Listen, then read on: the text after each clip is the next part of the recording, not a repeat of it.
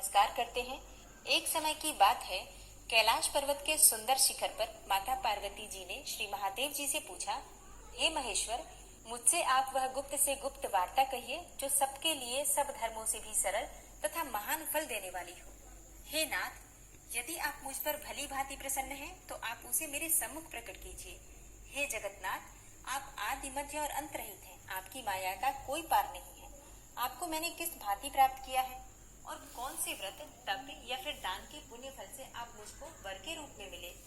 देवी पार्वती के इस प्रश्न को सुनकर श्री महादेव जी बोले, हे देवी, सुनो, मैं तुम्हारे सम्मुख उस व्रत को कहता हूँ जो परम गुप्त है। जैसे तारागणों में चंद्रमा और ग्रहों में सूर्य, वर्णों में ब्राह्मण, देवताओं में गंगा, पुराणों में महाभारत, वेदों में साम और इंद्रियों में मन श्रेष्ठ है, वैसे ही पुराण और वेद सब में इसका वर्णन आया है। जिसके प्रभाव से तुमको मेरा आधा आसन युक्त तृतीया अर्थात तीज के दिन इस व्रत का अनुष्ठान मात्र करने से सब पापों का नाश हो जाता है। तुमने पहले हिमालय पर्वत पर इसी महान व्रत को किया था जो मैं तुम्हें सुनाता हूँ। पार्वती जी बोली, हे प्रभु, इस व्रत को मैंने किस लिए किया था, यह मुझे सुनने की इच्छा है, सो कृपा करके कहिए। शंकर जी बोले, आर्यावर्त में हिमालय नामक एक महान पर्वत है, जहाँ अनेकों प्रकार की भूमि अनेकों प्रकार के वृक्षों से सुशोभित है, जो सदैव बर्फ से ढके हुए तथा गंगा की कलकल ध्वनि से शब्दायमान रहता है। हे देवी पार्वती जी, तुमने बाल्यकाल में उसी स्थान पर परम तप किया था और 12 वर्ष तक के महीने में जल में रहकर तथा वैशाख मास में अग्नि में प्रवेश करके तप किया। श्रावण के महीने में बाहर खुले में निवास करके अन्न त्याग करके तप करती रही। तुम्हारे उस कष्ट को देखकर तुम्हारे पिता को बड़ी चिंता हुई। वे चिंतातुर होकर सोचने लगे कि मैं इस कन्या की शादी किससे करूं। इस अवसर पर देव योग से ब्रह्मा जी के पुत्र नारद जी वहां आए। देवर्षि नारद ने तुम शैलपुत्री को देखा। तुम्हारे पिता हिमालय ने देवर्षि को अर्घ्य, पाद्य, आसन देकर सम्मान सहित बिठाया और कहा, हे मुनीश्वर, आपने यहाँ तक आने का कष्ट क्यों किया? कहिए, क्या आज्ञा है? नारद जी बोले, हे गिरिराज, मैं विष्णु भगवान का भेजा हुआ यहाँ आया हूँ। तुम मेरी बात सुनो। आप अपनी कन्या को उत्तम वर का दान करें। ब्रह्मा, इंद्र, शिव आदि देवताओं में विष्णु भगवान के समान कोई भी उत्तम नहीं है। इसलिए मेरे मत से आप अपनी कन्या का दान भगवान विष्णु को ही कीजिए। तब हिमालय बोले, यदि भगवान वासुदेव स्वयं ही कन्या को ग्रहण करना चाहते हैं और इस कार्य के लिए ही सहे सुनाती हूँ। मैं श्री महादेव जी को वरण करना चाहती हूँ। मेरे इस कार्य को पिताजी ने बिगाड़ना चाहा है, इसलिए मैं निस्संदेह इस शरीर का त्याग कर दूंगी। पार्वती के इन वचनों को सुनकर सखी ने कहा, हे देवी, जिस वन को तुम्हारे पिताजी ने न देखा हो, तुम ऐसे वन को चली जाओ। तब हे देवी पार्वती, तुम अपने सखी का यह वचन सुनकर ऐसे ही वन को चली गई। तब पिता हिमालय ने तुमको घर पर न पाकर सोचा कि मेरी पुत्री को कोई देव, दानव अथवा किन्नर हरण कर ले गया है।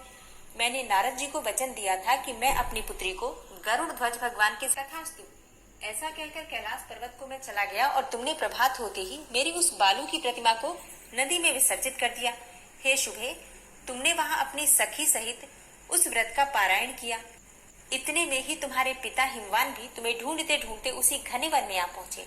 उस समय उन्होंने नदी के तट पर 2 कन्याओं को देखा तो ये तुम्हारे पास आ गए और तुम्हें हृदय से लगाकर रोने लगे।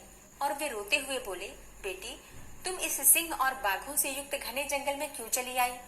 तुमने कहा, हे पिताजी, मैंने पहले ही अपना शरीर शंकर जी को समर्पित कर दिया था, किंतु आपने इसके विपरीत कार्य किया, इसलिए मैं वन में चली आई। तब हिमवान ने तुमसे कहा कि मैं तुम्हारी इच्छा के विरुद्ध यह कार्य कभी नहीं करूंगा। तब वे तुम्हें लेकर अपने घर को आए और तुम्हारा विवाह मेरे साथ कर दिया। हे देवी, अब मैं तुम्हें ये बता, आपने इस व्रतराज का नाम तो बता दिया, किंतु मुझे इसकी विधि एवं फल भी बताइए कि इसके करने से किस फल की प्राप्ति होती है। तब भगवान शंकर जी बोले, इस स्त्री जाति के अत्युत्तम व्रत की विधि सुनिए। सौभाग्य की इच्छा रखने वाली स्त्रियां इस व्रत को विधि पूर्वक करें। केले के खम्भों से मंडप बनाकर उसे बंधनवारों से सुशोभित करें। उसमें विविध रंगों के उत्तम रेशमी वस्त्र की चांदनी ऊपर तान दें। चंदन आदि सुगंधित द्रव्यों का लेपन करके स्त्रियां एकत्र हो जाएं और शंख भेद।